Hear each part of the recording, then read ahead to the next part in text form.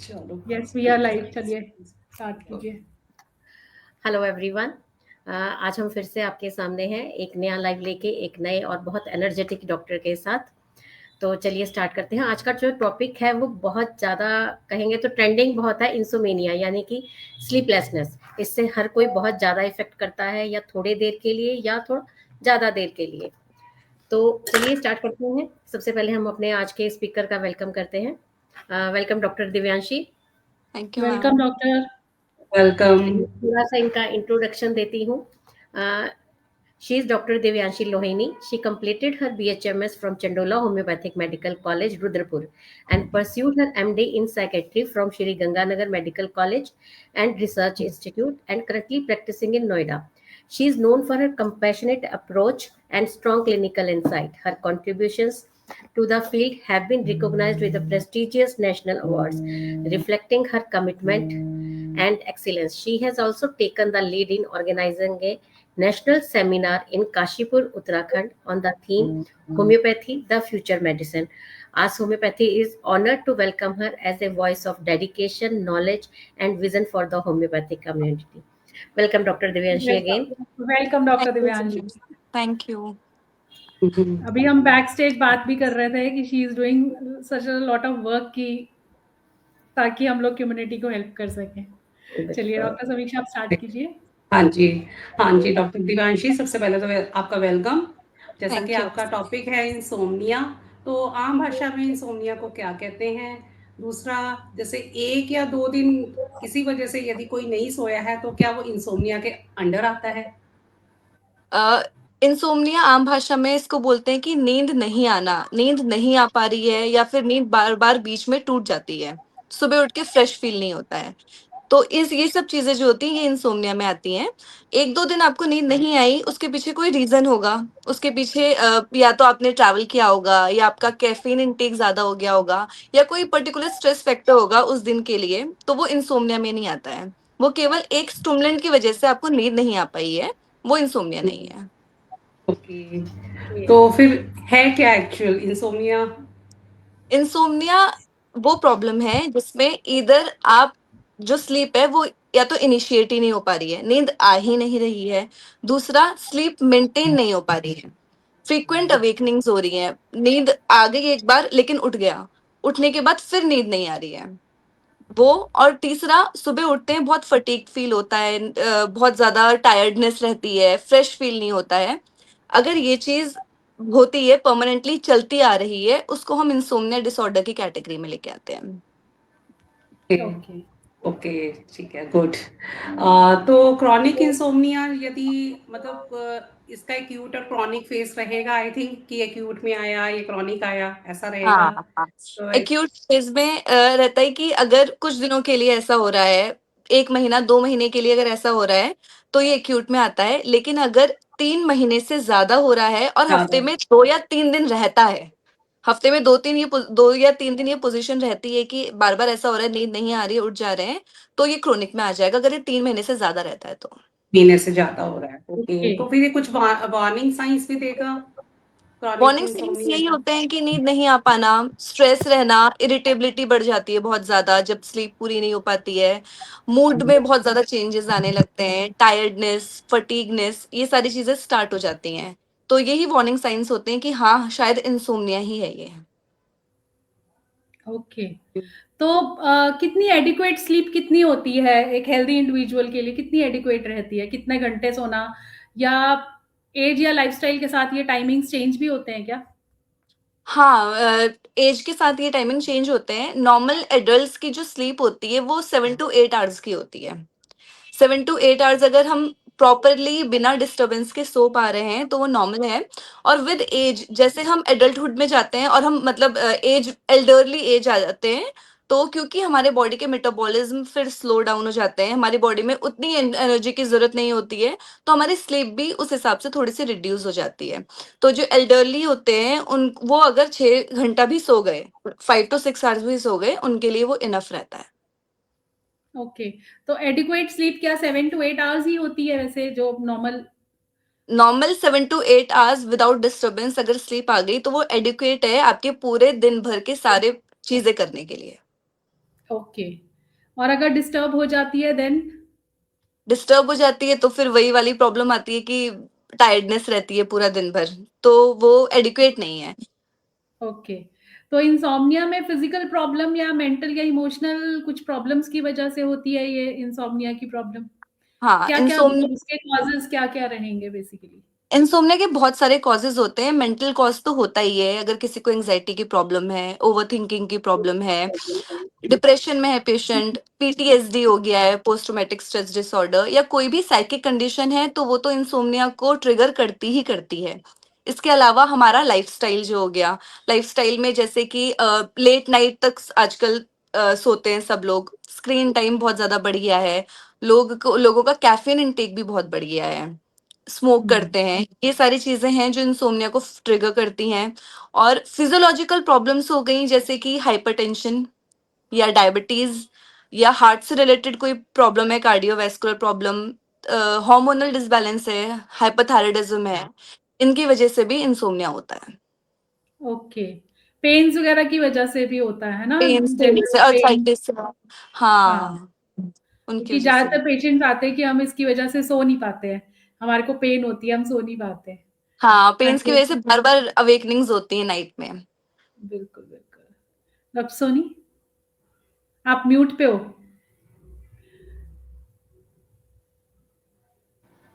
कुछ हाँ लोग जी। बहुत आसानी से सो जाते हैं, लेकिन फिर वो बार-बार बीच में उठते हैं। तो इसको भी हम इंसोम्निया की कैटेगरी में लेंगे? हाँ, अगर आसानी से सो जाते हैं, बीच में नींद खुल रही है, लेकिन दोबारा से नींद आ जा रही है, तो हुँ, वो इंसोम्निया नहीं है। लेकिन अगर हुँ, एक बार नींद खुल गई, फिर नींद आती ही नहीं है, दोबारा से इनिशिएशन में प्रॉब्लम हो रही है, तो इसका मतलब वो इंसोम्निया की कैटेगरी में है। ठीक है। ओके। और इसके अलावा जैसे जो इमोशंस होते हैं, सप्रेस्ड इमोशंस हो गए, या अगर हम स्ट्रेस की बात करें जिसको वो अपने किसी लविंग पर्सन या फैमिली से बाँट नहीं पाते हैं, तो ये भी इंसोम्निया का एक रीज़न है? हाँ, ये भी इंसोम्निया का रीज़न होता है, क्योंकि जो भी ये थॉट्स होते हैं हमारे, ये back of the mind, subconscious mind में चलते रहते हैं। हुँ, हुँ, इसकी हुँ। वजह से बॉडी एक्टिव मोड में रहती है हमेशा, एड्रेनालिन हार्मोन रिलीज़ हुआ रहता है बार-बार। तो हुँ, वो हुँ। रिलीज़ होगा, कॉर्टिसोल का लेवल बढ़ जाता है। उसके लेवल बढ़ते हैं, उसके बाद बॉडी की मसल टेंशन बढ़ती है, हार्ट रेट बढ़ने लगता है, तो उसकी वजह से भी इंसोम्निया हो जाता है। ठीक है। ओके। डॉक्टर समीक्षा? हाँ जी, डॉक्टर दिव्यांशी, लाइफ़स्टाइल चेंजेस ऐसे कौन-से हैं जो डिस्टर्ब कर लेते हैं लोग, जिसकी वज़ह से ट्रिगर हो जाता है या रिस्पॉन्सिबल होता है हमारे ये प्रॉब्लम के लिए? लाइफ़स्टाइल चेंजेस यही होते हैं मैम, जैसे कैफ़ीन इंटेक बहुत ज़्यादा करने लग जाते हैं, स्मोकिंग करने लग जाते हैं। स्क्रीन टाइम बहुत बड़ा रीज़न है आज के टाइम पे इंसोम्निया का, क्योंकि जो स्क्रीन होती है वो ब्लू लाइट एमिट करती है। ब्लू लाइट का मतलब ही हमारे ब्रेन के लिए है कि ये दिन हो रहा है, ये डे है। तो वो उस हिसाब से अवेकेन्ड फॉर्म में रहता है हमेशा। ओके। उसकी वजह से इंसोम्निया हो जाता है। तो हुँ। हम फिर क्या टिप्स अपना सकते हैं कि कुछ ऐसा चेंज करके कि हम अपना पैटर्न ठीक कर लें नींद का? सर्काडियन रिदम को नॉर्मल करने के लिए हमें सारे काम उसी चीज के लिए करने होते हैं। सर्काडियन रिदम एक बार नॉर्मल हो जाए तो हमें कोई प्रॉब्लम नहीं आएगी। उसको नॉर्मल करने के लिए सबसे पहले तो हमें अपना मेलेटोनिन जो होता है सिक्रीट, हमारी पीनियल ग्लैंड से होता है, ब्रेन में पीनियल ग्लैंड होती है, उससे मेलेटोनिन सिक्रीट होता है। उसको खुद से रेगुलेट करना पड़ेगा। मतलब जैसे आप उठते हैं सुबह, उठ के सीधा धूप में जाइए। जैसे ही आप सनशाइन में जाएंगे, ब्रेन ट्रिगर हो जाएगा कि हाँ अभी डे लाइट आ गई है, तो मेलेटोनिन का सिक्रेशन कम कर देगा, वो उसका ड्रॉप कर देगा। वो ड्रॉप होगा तो बाकी के जो हार्मोन्स होते हैं हमारे, जो हमें अवेकन फील कराते हैं, एड्रेनलिन वगैरह, वो बढ़ने लग जाते हैं। और इवनिंग होते होते हमारा मेलेटोनिन बढ़ने लग जाता है, क्योंकि अब हमारा वो लाइट से रिलेटेड है ना, जैसे लाइट थोड़ी डिम होने लगी, मेलेटोनिन का सिक्रेशन बढ़ने लग जाता है। तो शाम होते होते आपको कोशिश करनी चाहिए, जब आपका सोने का टाइम है उसके 1-2 घंटे पहले से ही अपने घर की लाइट्स डिम कर दें। अगर इंसोम्निया की प्रॉब्लम आपको बहुत ज़्यादा है तो लाइट्स डिम कर दें, स्क्रीन टाइम बिल्कुल बंद कर दें, और इवनिंग में 4-5 बजे के बाद कॉफ़ी का इंटेक नहीं करना, कोई भी स्टिमुलेंट नहीं लेना जो कि आपकी स्लीप को डिस्टर्ब कर सके। ओके। गुड। तो कई बार जैसे हमारे पास पेशेंट्स आते हैं, नॉर्मली मतलब जैसे आते हैं स्पेशली एल्डरली कह लो या मिडल एज के लोग कह लो, तो वो कहते हैं 3 से 4 बजे के आस-पास हमारी नींद खुल जाती है। तो हुँ। उसके लिए क्या रीज़न हो सकता है? कहेंगे हम रात को चाहे 10 बजे सोए, चाहे हम 12 बजे सोए, 3-4 बजे नींद खुल जाती है। What could be ma'am the तीन कॉज? चार बजे नींद खुलने के बहुत सारे कॉजेज होते हैं। एक तो हम खाना खा चुके होते हैं 10 से 11 बजे तक, तो ब्लड ग्लूकोज लेवल में भी डिप आता है उस बीच में। और दूसरी बात, उस बीच में हमारी बॉडी तैयार होने लगती है मॉर्निंग में उठने के लिए, तो हमारा मेलेटोनिन का सिक्रेशन धीरे धीरे ड्रॉप डाउन होने लगता है। तो इस वजह से हम उस टाइम पे उठ जाते हैं, लेकिन फिर हमें दोबारा से नींद आ जाती है। हमारी रिदम है, वो सर्काडियन रिदम है, वो रिदम में जैसे जैसे चेंज होंगे। और उस बीच में जो हमारी आरईएम साइकिल एनआरईएम साइकिल होती है, वो बहुत स्लो फेज में चल रही होती है। वो बार बार चेंज होती है ना, एक हाँ, फेज आता है, दूसरा फेज आता है, उसके 4-5 साइकिल्स होती हैं। तो उस टाइम पे बहुत स्लो, मतलब लाइट स्लीप वाली साइकिल चल रही होती है। तो इस वजह से नींद उस बीच में खुलती है जर्नली 90% लोगों की। ओके। तो हम इसको एक नॉर्मल उसमें कंसिडर करेंगे कि इट्स ओके। हाँ, नहीं इट्स तो वेरी कहते हैं ना नॉर्मल। कि एक स्ट्रेच में हमें सोना चाहिए 7 से 8 घंटे, बीच में हमारी इतने बजे जाग खुल जाती है। नहीं, तो उसके बाद प्रॉपरली दोबारा से नींद आ जाएगी अगर, तो वो कोई अच्छा, दिक्कत नहीं है। ठीक है। तो जैसे ओवरथिंकिंग हो या वरी हो या कोई फंक्शंस आए हुए हैं, लोग भई उसके लिए वरी करते हैं कि हमारे घर में ये है। तो उस टाइम स्लीप साइकिल इफेक्ट होता है, तो ये क्या लॉन्ग टर्म भी जा सकता है? लॉन्ग टर्म तब जाएगा अगर आपने अपने रिदम को ही डिस्टर्ब कर दिया उस हिसाब से। एक दिन हुआ, 2 दिन हुआ, 3 दिन हुआ, कोई बात नहीं। अगर आप कंटिन्यूअसली उसी साइकिल में चले गए कि हाँ लेट नाइट ही सो रहे हैं, लेट मॉर्निंग ही उठ रहे हैं, फिर वो हमारे ब्रेन उससे एडजस्ट नहीं कर पाता है, हमारे रिदम उससे एडजस्ट नहीं कर पाती है, फिर वो धीरे धीरे करके इंसोम्निया कॉज कर सकती है। लेकिन अगर थोड़े दिनों में ही हमने उसको स्टॉप कर दिया, तो वापस से अपनी नॉर्मल साइकिल में आ गए, तो फिर वो नॉर्मल हो जाता है। Okay, okay. डॉक्टर सोनी? आपने कैफीन, लेट मील्स और लाइफस्टाइल बताया, गलत हैबिट्स बता दी। अब मेरा अगला क्वेश्चन है कि हार्मोन्स के साथ कैसा है स्लीप पैटर्न का? क्या जो डिसबैलेंस जो होता है वो क्यों होता है हार्मोन्स के कारण? हॉर्मोन्स, क्योंकि मेलेटोनिन भी एक हार्मोन है, तो हम्म। जो हार्मोन डिस्टर्ब होते हैं वो हमारे सारे हार्मोन्स को डिस्टर्ब करते हैं, एक सबको हम्म। डिस्टर्ब करता है। जैसे अभी मेरे पे केस आया था इंसोम्निया का, मेल था, नींद नहीं आ रही थी बहुत टाइम से। तो पहले कोशिश करी, सारी चीजें नॉर्मल, सब कुछ नॉर्मल, मेडिसिन देने की कोशिश करी, नहीं हो पाया क्योंकि कॉज नहीं मिल रहा था। बाद में जब ब्लड वर्क करवाया, पता चला उसको हाइपरथायराइडिज्म था। हम्म। हाइपरथायराइडिज्म का ट्रीटमेंट देने लगे तो फिर उसका इंसोम्निया भी सही हो गया। तो हम्म। या जो हॉर्मोन्स हैं वो हार्मोन तो डिस्टर्ब करते हैं, क्योंकि वो हमारा मेटाबॉलिक रेट बढ़ा देते हैं, वो दूसरे हम्म। हार्मोन्स को अफेक्ट करके एड्रेनलिन को बढ़ा देते हैं, तो वो तो इफेक्ट करेगा ही करेगा। बिल्कुल। और मेनोपॉज ओके। में भी इसीलिए जो है फीमेल्स को इंसोमेनिया की बहुत सारे केसेस हमारे पास भी आते हैं। बहुत सारे मेनोपॉज में तो, क्योंकि नाइट स्वेट्स होते हैं, night hot flushes flushes night होते में हैं, चलता है, बिल्कुल, तो बिल्कुल। वो करता है। ओके। डॉक्टर सर, हाँ जी। अ, अभी आप मुझे बताओ कि इम्पोर्टेंस क्या है स्लीप हाइजीन की? ईज़ी स्टेप्स हम कैसे अप्लाई कर सकते हैं? पेशेंट्स आते हैं, हम उनको कैसे बताएँ कि आप ये स्टेप्स फॉलो करो? स्लीप हाइजीन का सबसे पहला तो ये है कि आपका जो स्टार्ट होता है, रात की शुरुआत हमारी सुबह से हो जाती है, ठीक है। हुँ, तो सुबह पहले तो हमारा प्रॉपर एक ही टाइम होना चाहिए उठने का, कुछ भी हो, एक ही टाइम होना चाहिए। उस टाइम पे जब आप उठेंगे तो हमारी रिदम मॉर्निंग से बन जाएगी कि हाँ अभी हम उठ गए हैं, इतने इतने बजे हमारा मेलेटोनिन ड्रॉप होगा, फिर इतने बजे हम इंक्रीज करने लगेंगे। तो मॉर्निंग से स्टार्ट करो, प्रॉपर एक टाइम में ही उठो, इवन वीकेंड्स में भी उसी टाइम पे उठना चाहिए, क्योंकि हमें रिदम बनाए रखनी है उसको। तो वीकेंड में भी हुँ, उसी टाइम पे उठे, दिन भर में अपना जितना भी एक्टिविटीज हुई वो करी। नैप्स, दिन की नैप्स को बिल्कुल जीरो कर देना चाहिए। ओके। दिन की नैप्स बहुत ज्यादा इफेक्ट करती हैं नाइट की स्लीप को। हुँ, मैं हुँ, ये मेनली उन लोगों को बता रही हूँ जिनको स्लीप में प्रॉब्लम आती है। जिनको नहीं आती है वो लोग कर सकते हैं, इसका मतलब उनकी बॉडी हैबिचुअल है नैप्स के लिए भी। जिनको प्रॉब्लम आती है उनको फिर दिन में नहीं सोना है।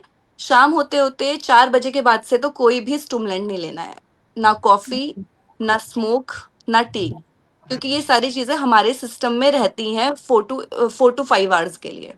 तो फिर ये ओके, प्रॉब्लम करती है उधर पे रात में जाके। इवनिंग में हमने 4 बजे से पहले कर लिया, फिर शाम होते होते एक पर्टिकुलर टाइम होना चाहिए सोने का भी। उस टाइम से पहले 1 घंटा पहले स्क्रीन टाइम बंद हो जाए, 2 घंटा पहले खाना खा लें, क्योंकि वरना फिर बॉडी डाइजेशन में स्टार्ट कर लेती है सारे काम करना, और फिर स्लीप इंड्यूस नहीं हो पाती है। ओके। ये सारी चीजें अगर प्रॉपरली स्टेप बाय स्टेप करते जाएं तो रिदम अपने आप बनी रहती है, और ये शुरुआत में सोचना पड़ता है, बाद में इसकी खुद ही हैबिट हो जाती है। शाम होते होते खुद ही नींद आने लगती है हर किसी को। तो एक्सरसाइजेज वगैरह भी आप कुछ कहते हैं, जैसे कि हम लोग कह देते हैं कि रात को गर्म पानी में पैर धो लो, थोड़ा सा उसमें डिप कर लो, मतलब वार्म फुट मसाज ले लो अपनी, या फिर मेडिटेशन कर लो, या डीप ब्रीदिंग कर लो। तो आप मतलब क्या एक्सरसाइजेज इसमें बोलते हैं पेशेंट्स को करने के डीप लिए? ब्रीदिंग इसमें बहुत हेल्प करती है, क्योंकि डीप ब्रीदिंग क्या करती है, हमारी पूरी बॉडी को रिलैक्स करती है और हमारी नर्व्स को सूद करने का काम करती है। हॉट वाटर डॉक्टर दिव्यांश का माइट पे कट हो शायद गया। फोन आ गया है। हम्म।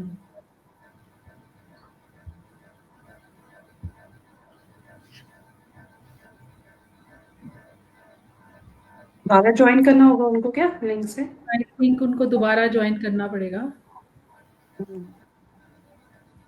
फोन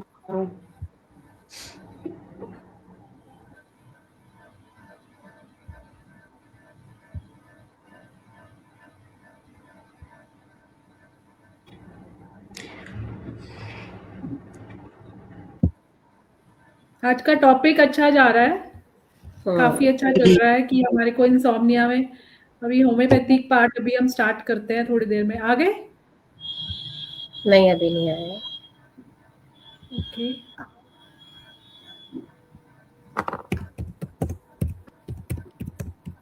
हाँ हाँ आगे। जी। हाँ जी, हाँ जी। आगे यस। कोई बात नहीं, हो गया था। Not a problem. हाँ, तो कहाँ थी मैं? ये मेडिटेशन, होम्योपैथी स्लीप, पार्ट। वो डीप ब्रीदिंग वगैरह के ऊपर थे आप कि कैसे? हाँ, तो डीप ब्रीदिंग अच्छी होती है, बहुत अच्छी। उसके बाद अगर हम हॉट वाटर में पैर डिप करके रखते हैं तो वो हमारी मसल्स को रिलैक्स करता है। मसल्स रिलैक्स होती हैं तो हमें खुद रिलीफ मिलता है, और स्लीप भी इंड्यूस होती है उससे। और उसके अलावा मेडिटेशन हम हर पेशेंट को नहीं बोलते, क्योंकि जो पेशेंट ऑलरेडी एंजाइटी, डिप्रेशन या stress, over thinking, racing of thoughts, इन सब के साथ में है, मेडिटेशन उसको और वर्सन करता है। इसलिए ओके। मेडिटेशन हर पेशेंट में रिकमेंडेड नहीं है। जो पेशेंट नॉर्मल है, सिर्फ इंसोम्निया है, उसको पीछे कोई भी मेंटल कॉज नहीं है, वो लोग कर सकते हैं 5 to 10 minutes before sleeping. Okay. Doctor समीक्षा। हमने बात कर ली कॉजेस की, है ना, और क्या क्या स्टेप्स हम ले सकते हैं जिससे हम इम्प्रूव कर सकें अपनी स्लीप। अब कर लेते हैं हम बात होम्योपैथी की। होम्योपैथी का क्या रोल है इसमें? इसमें मेजरली जो होती है वो इंडिविजुअलाइज्ड अप्रोच ही रखनी होती है, क्योंकि जब तक हम कॉज पे नहीं जाएंगे तब तक हमें एग्जैक्टली उसको सही कैसे करना है समझ में नहीं आएगा।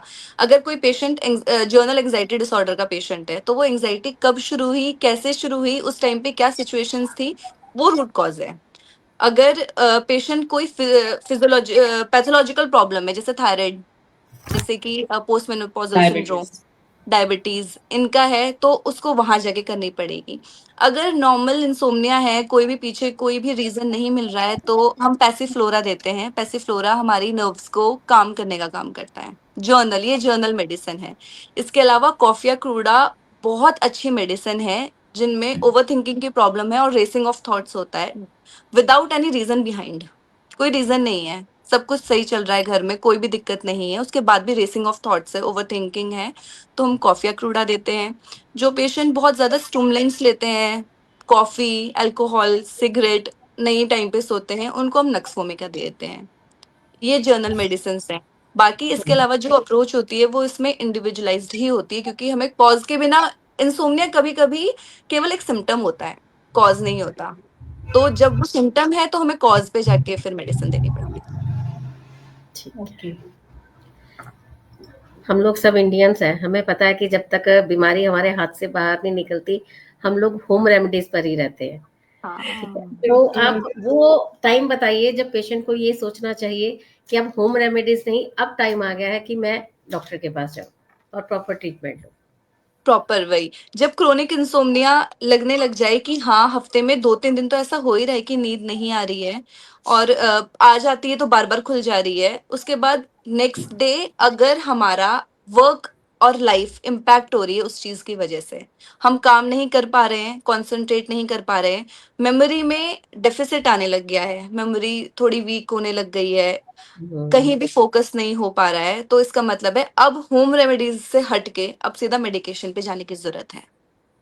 बिल्कुल सही अब बात। एक मैसेज उन लोगों के लिए जिनका ये थॉट बन जाता है, हमारे पास ये डेली वाले पेशेंट्स होते हैं कि अब तो मैं स्लीपिंग पिल पर आ गया, अब तो नेचुरली मैं सोच भी नहीं सकता हूँ या मुझे नींद आएगी ही नहीं कभी नेचुरल, उनके लिए एक मैसेज दीजिए आप। नींद नेचुरली आना थोड़ा सा टफ होता है क्योंकि उसके लिए बहुत अच्छी विल पावर चाहिए होती है अपनी, डेली उतने टाइम पे उठना, दिन भर में ना सोना और उस रूटीन को, स्लीप हाइजीन को और रूटीन को फॉलो करते रहना थोड़ा टफ टास्क होता है, लेकिन अगर ये कर लिया, आपका विल पावर अच्छा है, तो हम उसको फिर सही कर लेते हैं। स्लीपिंग पिल्स जहां तक हैं, स्लीपिंग पिल्स को भी हम धीरे धीरे टेपर ऑफ करते करते बंद कर सकते हैं, बिल्कुल हम एकदम से तो बंद नहीं करते, धीरे धीरे उसको भी बंद कर सकते हैं और नेचुरल स्लीप आना इतना मुश्किल नहीं है, बस ये है कि हम स्ट्रेस ज्यादा ले लेते हैं, नींद क्यों नहीं आ रही है, क्यों नहीं आ रही है, क्यों नहीं आ रही है। तो इसके लिए कुछ थेरेपीज होती हैं, जैसे कि फोकस थेरेपीज होती हैं, तो जी अगर हम वो थेरेपी भी चालू करें, वैसे तो पेशेंट आजकल थेरेपी के नाम पे ही डर जाते हैं कि थेरेपी क्यों, हम तो ठीक हैं, लेकिन ऐसा नहीं होता, थेरेपीज बहुत अच्छी चीज होती हैं। अगर हम थेरेपी के लिए जा रहे हैं और फोकस थेरेपीज हो गई, स्टिमुलस थेरेपीज हो गई, इन थेरेपीज की वजह से हम नॉर्मल अपने एक रिदम में आ सकते हैं। मैं भी पेशेंट्स को थेरेपी देती हूँ, ये वाली स्लीप इंसोम्निया के लिए थेरेपी देती हूँ, तो बहुत अच्छे रिजल्ट्स है, अलोंग विद होम्योपैथिक मेडिसिन, तो इतने अच्छे रिजल्ट्स हैं कि विद इन फ्यू वीक्स में ही हमें रिजल्ट मिल जाते हैं। यही होम्योपैथी की ब्यूटी है कि आप एलोपैथिक मेडिसिन को भी टेपर ऑफ कर सकते हैं और विदाउट एनी साइड इफेक्ट और बिना आदत के साइड ही रहती इफेक्ट है। बिल्कुल। हाँ, हाँ, और और सेकेंडली जो ये भी नहीं कि थेरेपी आप लाइफ बता लॉन्ग रहे हैं, जाएगी। हाँ, और जो हाँ फोकस थेरेपी का आपने नाम लिया, वो तो लाइफ लॉन्ग अगर उनके साथ रह जाता है तो बहुत ही अच्छा रहता है, बिकॉज आपका जो फोकस है वो सोल्यूशन पर चला गया है, प्रॉब्लम हाँ, पर बिल्कुल। फोकस नहीं है। अब हम्म। सप्लीमेंट्स के बारे में थोड़ा बात करते हैं। जैसे लोग कहते हैं कि सप्लीमेंट नहीं लेने चाहिए इसके लिए, बट क्या अगर वो सप्लीमेंट जैसे कि मेलाटोनिन है वो लेते हैं तो क्या इसका कोई साइड इफेक्ट भी रहता है? मेलेटोनिन का जनरली साइड इफेक्ट नहीं होता है हम्म, और ये डोसेज पे डिपेंड करता है। अगर आप बिल्कुल। बहुत स्मॉल अमाउंट में मेलेटोनिन ले रहे हैं तो वो आपके बॉडी के मेलेटोनिन को मिमिक करने लगता है, तो वो बताने लगता है कि ये टाइम हो गया सोने का और ये टाइम हो गया है उठने का। हम्म, लेकिन वो भी एक टेम्पररी बेस पे ही लेना चाहिए, कोई भी सप्लीमेंट होता है उसको हम अपनी आदत नहीं बना सकते हैं, क्योंकि जी। अगर हम ये ही लेते रहेंगे तो हमारी पीनियल ग्लैंड को तो लगेगा अरे ये तो बन ही रहा है, हमें क्या जरूरत है, वो एक्टिविटी नहीं तो रहेगा। वहां से वो सप्रेशन हो सकता है हाँ, हार्मोन का। इसीलिए जब तक आपकी साइकिल एक नॉर्मल रूटीन में नहीं आती है, कुछ टाइम के लिए, एक आध महीने के लिए आप मेलेटोनिन बहुत स्मॉल डोजेस में ले सकते हैं। उसका भी लेने का एक तरीका होता है कि सोने से 1 घंटा पहले ही लेना है, उसके बाद कोई भी ब्लू लाइट के आपको उसमें कांटेक्ट में नहीं आना है, हम्म। बेड पे ही रहना है, ये सारी चीजें होती हैं। एक आध महीने के लिए लो, सर्काडियन रिदम सही हो, स्लीप हाइजीन के साथ में और थेरेपी के साथ में उसको सही कर लो। हाँ, इसके साथ साथ हम बहुत सारे नेचुरल तरीके भी आपने जो बताए हैं वो कर सकते हैं, और हमारे पास बहुत अच्छे अच्छे सीड्स एंड नट्स भी हैं जो हाँ, इंसोमेनिया में बहुत अच्छा काम करते हैं। लाइक हेल्प पम्पकिन करते हैं। सीड्स अगर आप लेते हो तो उससे भी आपकी जो स्लीप है वो बेटर क्वालिटी की भी होती है, और इंसोमेनिया भी ट्रीट होता है उससे। हाँ, हाँ, इसके बिल्कुल। अलावा हमारे पास अखरोट है सबसे अच्छा, वॉलनट सबसे best. Nuts and omega 3। Fatty acids वही अच्छे बात है, खासे आप अपनी पैसे। बॉडी को बिल्कुल जो है एक सही तरीके से रखते हैं तो आपकी बॉडी जो है खुद ही काफी हद तक डिजीजेस से लड़ लेती है। कर लेती है बिल्कुल, बिल्कुल, बॉडी हमारी पूरी बॉडी में कैपेबल है। जी जी जी। बिल्कुल बिल्कुल। वही कहते हैं ना, it takes two to tango, तो उसी तरह से विल हाँ, पावर प्लस हमारी अपने जो मेडिसिन है होम्योपैथी की या वटेवर, बिल्कुल। वो सब अगर हम मिक्स कर ले तो हमारे काफी सारे लाइफस्टाइल डिसऑर्डर्स हमारे ठीक हो जाते हैं। हम्म, सब कुछ सही हो जाता है, ऑलमोस्ट सब सही हो जाता है, सही टाइम पे सही डॉक्टर और सही मेडिसिन मिलने की देर होती है सही बस। अप्रोच। बिल्कुल। और क्वेश्चंस? बड़ा अच्छा लगा आज का टॉपिक। नहीं यार, बहुत कवर अच्छा, कर दिया इसमें। बहुत टॉपिक था, क्योंकि मुझे लगता है हम लोग डेली रूटीन में ही हम इंसोमिनिया के पेशेंट्स देखते हैं, इवन बच्चों के साथ बहुत भी देखते हैं। तो ये सेशन बहुत अच्छा रहेगा उन सबके लिए, और उन्हें पता चलेगा कि आजकल बच्चों में भी बहुत ज्यादा देखा जा रहा है। चीजें हैं जिनसे आप इनको ट्रीट कर सकते हो, और होम्योपैथी तो है ही बेस्ट। है ही, और थेरेपीज बहुत इम्पोर्टेंट। बिल्कुल बिल्कुल, बस अप्रोच चेंज करना है आपको, अपना थॉट प्रोसेस हाँ, चेंज करना है बेसिकली। चलिए, बहुत अच्छा सेशन रहा बहुत डॉक्टर बहुत दिव्यांशी। अच्छा सेशन रहा। Thank you Thank doctor Divyanshi, बहुत थैंक यू अच्छे वेरी इनपुट्स देने के मच। लिए। हाँ, तो चलिए डेली के मिलते हैं inputs next and week। Homeopathy बहुत अच्छा लगा पूरा हाँ, उसके बारे में जान के बिल्कुल। ना। Thank you. thank thank you doctor Divyanshi. Okay okay, bye bye. you, bye bye. bye। मैं